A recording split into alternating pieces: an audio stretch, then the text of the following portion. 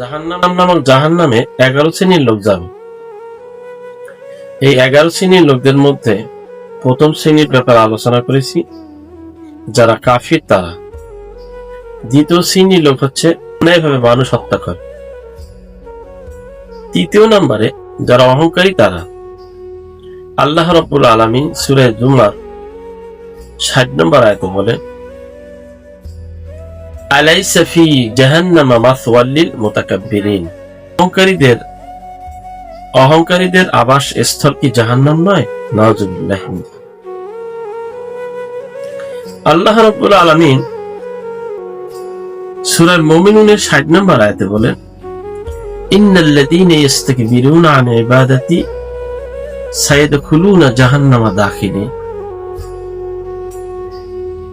যারা অহংকার বশত আমার ইবাদত থেকে দূরে সরে যায়, আমার ইবাদত অহংকার বশত করে না, অহংকারের কারণে আমার ইবাদত করে না, যে কি আর হইব, হওয়ার কি আছে? রোজা না রাখিব, নামাজ না পড়লে কি আর হওয়ার আছে? কিছুই হয়। এরকম যারা অহংকার করবে, আল্লাহ বলে যারা অহংকার করে, অহংকার বশত আমার ইবাদত থেকে বিমুখ থাকে, ইয়াদখুলুনা জাহান্নামা দাখিলিন। আল্লাহ রাব্বুল আলামিন বলেন তারা অবশ্যই জাহান্নামে প্রবেশ করবে, লাঞ্ছিত হবে, অপমানিত হবে, অপদস্থ হবে। সূরা জুমার 72 নম্বর আয়াতে আল্লাহ বলেন, কিলা দুখুলু আবওয়াবা জাহান্নামা খালিদিনা ফিহা ফাবিসা মাসওয়াল মুতাকাব্বিরিন।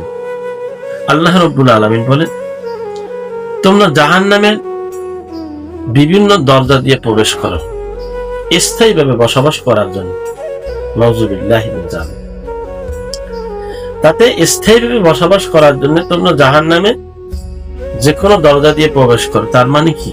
কিয়ামতের ময়দানে গুনাহ পাপ অনুযায়ী তার কপালে, পাজরে বিভিন্ন জায়গায় সিল মারা থাকে, তারা অটো ওই জাহান্নামে পৌঁছবে। ইচ্ছা করলে কম আযাবের মধ্যে যাইয়া আপনি ভিড় জমাতে পারবেন না। ফাবিসা মাসওয়াল মুতাকাব্বিরিন। আল্লাহ বলেন জাহান্নামীদের বাসস্থান কতই না নিকৃষ্ট। নাউযুবিল্লাহ। আল্লাহ রাব্বুল আলামিন অন্য আয়াতে বলেন, সূরা নিসা 115 নম্বর আয়াতে আল্লাহ বলেন, ওয়ামান ইউশাকির রাসূলা মিন বাদি মা তাবায়্যানা লাহুল হুদা ওয়া ইয়াত্তাবি' গায়রা সাবিলিল মুমিনিনা নুওয়াল্লিহি মা তাওয়াল্লা ওয়া নুসলিহি জাহান্নাম ওয়া সাআত মাসীরা।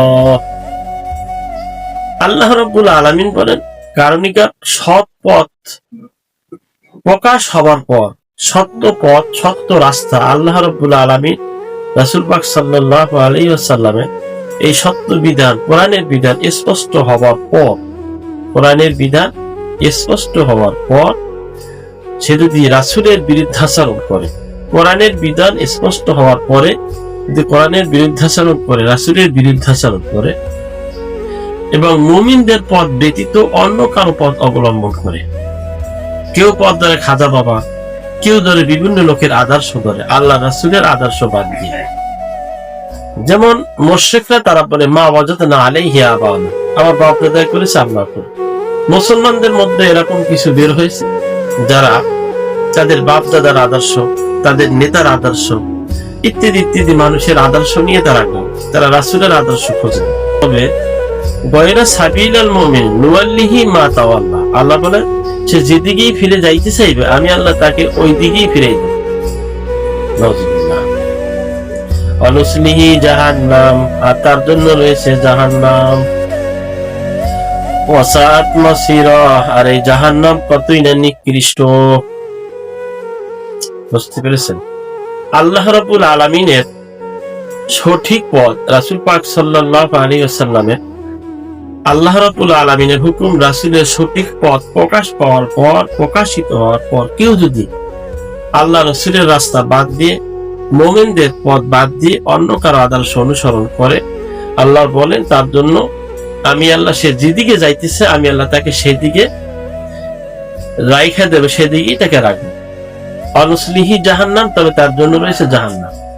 ওয়া সাআত মাসীরা, আর এই জাহান্নাম কতই না নিকৃষ্ট। বলুন নাউযুবিল্লাহ।